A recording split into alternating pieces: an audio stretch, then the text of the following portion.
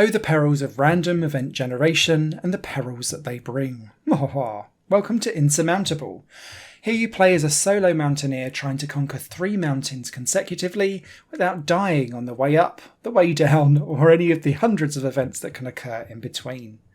It's a fantastic strategy roguelike game that I have had a lot of good fun playing for several hours in a row. It's tough as nails, and this review focuses on version 1.2 of the game that was released on the 31st of May 2021. I did have a review completely penned for the release of the game. However, version 1.2 fixes an awful lot of the issues that I had originally, so I chose to scrap that original review and just go straight in with this one. So if you are kind of seeing whether or not this game is progressing, it absolutely is, and I'm glad that the dev is kind of continuing to improve the game over time. So what is it that you actually do in Insurmountable? Well, you choose from one of 3 characters, an adventurer, a journalist, or a scientist, and they come with different personality traits and attributes and inventory for tackling the mountains that you have. The mountains themselves are made up of procedurally generated mountains of hexagons of loads of different types of terrain. So you've got stone and rock that are quite easy to traverse. Then you've got snow, which takes a little bit more energy and more time. Ice, which is more treacherous and dangerous and might trigger bad events for you. And depending on how you climb up and down these rocks and the scale of the climb depends on how much energy and time it will take to kind of scale up the mountain. Now, your turn essentially is plotting out where your character is going to go next, and you've kind of only got like a field of fog view depending on what apparatus you've got equipped at the time, because you might find some goggles that will actually increase your view and you'll be able to see more of the mountain. I'm going to be boring for a minute because it's much easier to explain this game with the UI in front of you. So, when down in the bottom left-hand side, as you'll see, there's like a day and night cycle that's going on. During the day, you'll be able to move a bit more freely. During the night, you can still continue to move, but quite often it will be so cold that you'll start to lose body temperature, might take up more energy, you might move slower as well, and potentially you've got more dangerous events that could randomly occur to you that you have to make decisions on. Next to that, you can see the weather, and the weather again affects the amount of energy that it takes to get through. So say if there's a storm, you'll start to lose more energy compared to when it's sunny. If it's cold, you'll start to lose body temperature, that kind of stuff. And then underneath that, you can see the height of how far up the mountain you are. That's critical because as soon as you climb above 6,000 feet, you reach the death zone.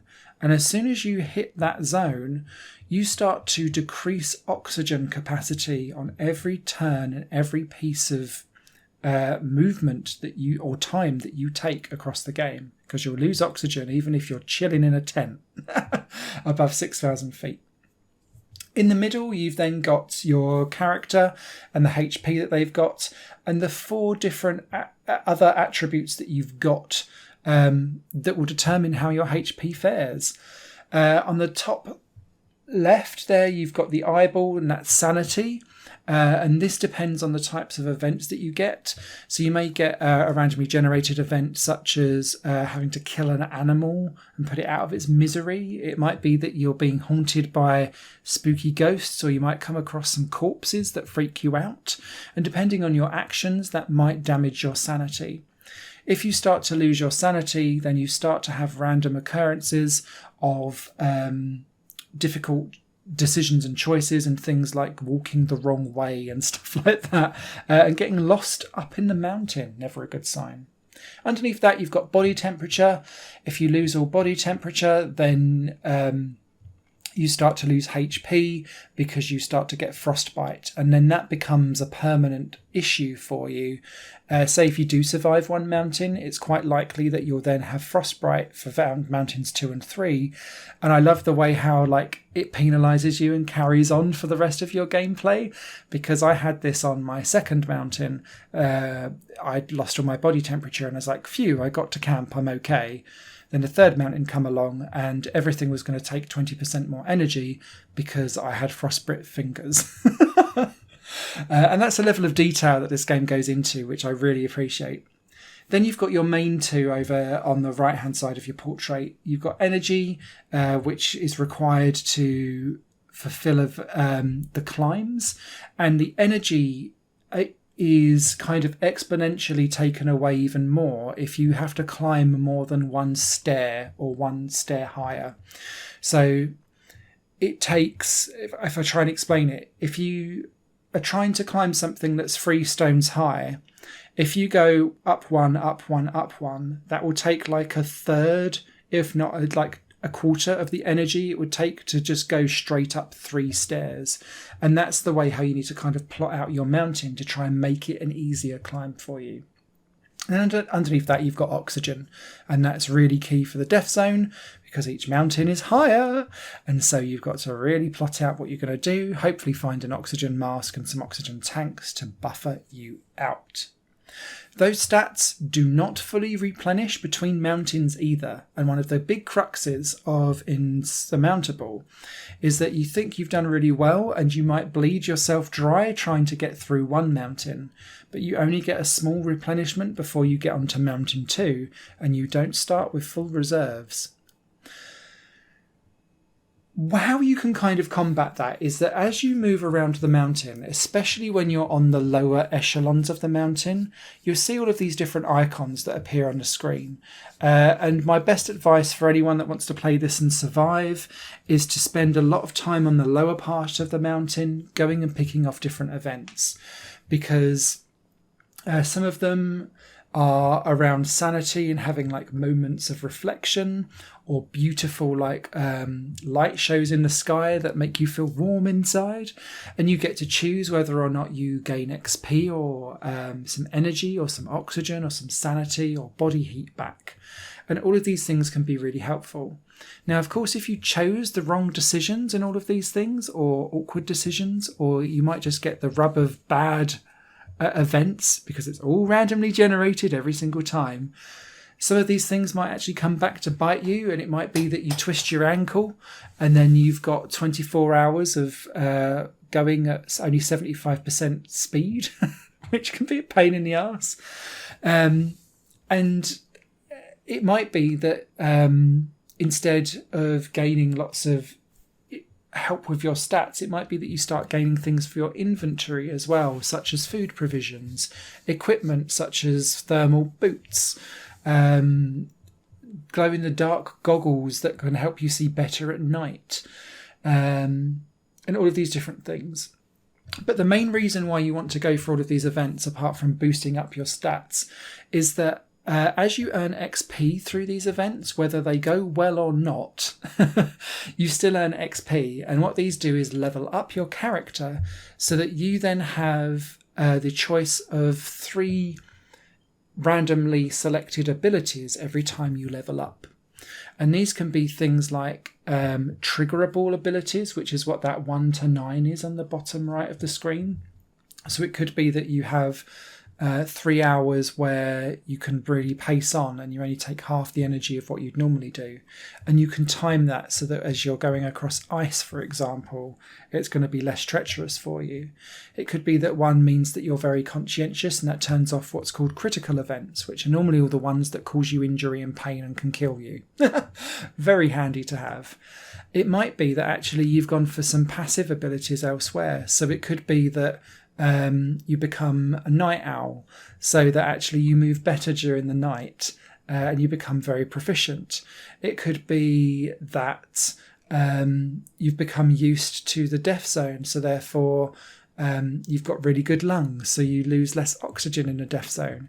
It's all up to you what you choose. But the beauty of Insurmountable, as you can see by the level of depth that I'm going into here, is that you choose a very individual path every single time you play. And because the mountain is different every time, the events are in different places and are different every time, as well as the leveling up selections that you get.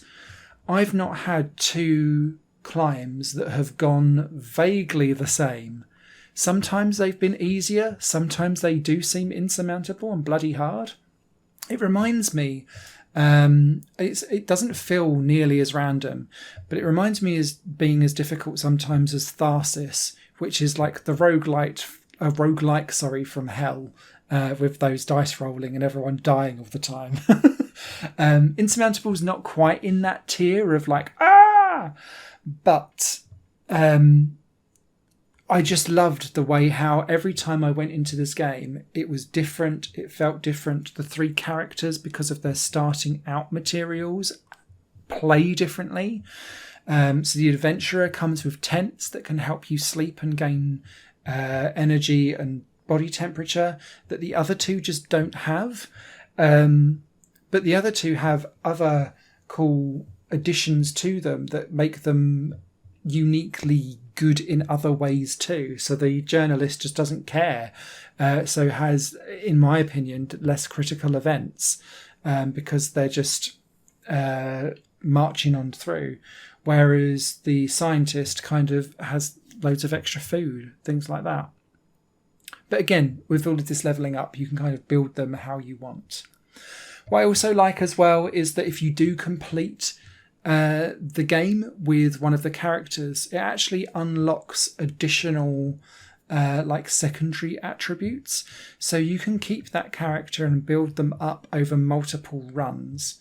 And that's pretty cool as well, because I'm not saying that you get attached to the characters, but it does mean that in theory, the game becomes potentially a little bit easier, whilst also potentially being a little bit more difficult, depending on what kind of wounds you've come away with at the end of the 3 mountains as you go. It might sound slow, well, not slow, sorry, but small, that you're only dealing with 3 mountains, but because everything you do has that rolling on effect and it gets exponentially more tricky, the 3rd mountain is normally the most difficult one that you need to climb with the most extreme weather conditions. And so you're going in half beaten to death as it is, clinging to survival with the worst thing in front of you. And it's trying to overcome that odds and work out strategically how you're going to kind of maneuver around and collect and regather yourself on your way up without basically robbing everything so that you've got nothing to kind of collect and keep yourself going on the way back down again, because you have to get back down. And I didn't realise that when I first played. I got up to the top and I was like, yes, I've done the mountain. And it was like, cool, just need to get back down there to that point. And I was like, oh, I'm dead, aren't I? And I was, several times over. So yeah, this has been an absolutely fantastic game to play. There's a couple of things that I would like to see just sorted out over time. The first one is the camera angle. Sometimes you have to fight with it, especially when you're going into like mini valleys in the mountain. Quite often that's where the tents are and the caves are so that you can go and sleep. So I was always in the nooks and crannies. And sometimes you have to fight the camera to kind of see what on earth is going on in there. The second kind of mini criticism I have is just around the events and the way how they're structured, and just to rebalance them really.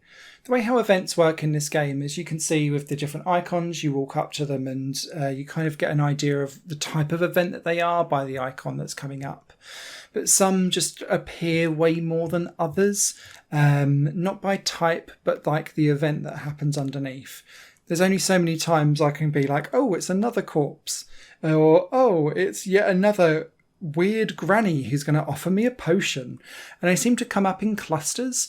And whilst actually the outcome of the event quite often is still randomly generated. So you're never like, you don't know to choose a specific option every single time, because it will still have a random, it's going to be kind to you this time, it's not going to be kind to you this time.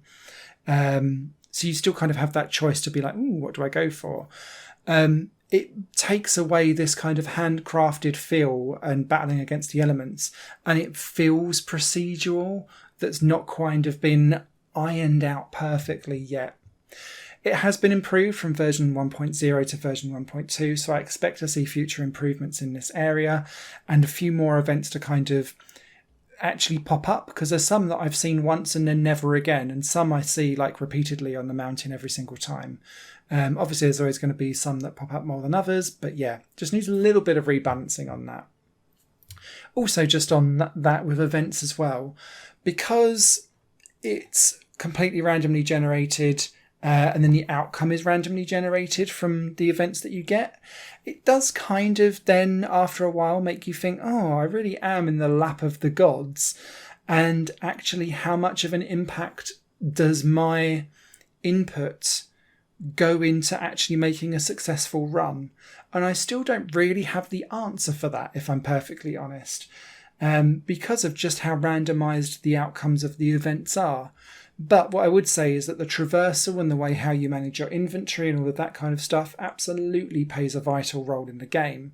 So it doesn't completely take away the whole I conquered the game element when you do get past the 3 mountains.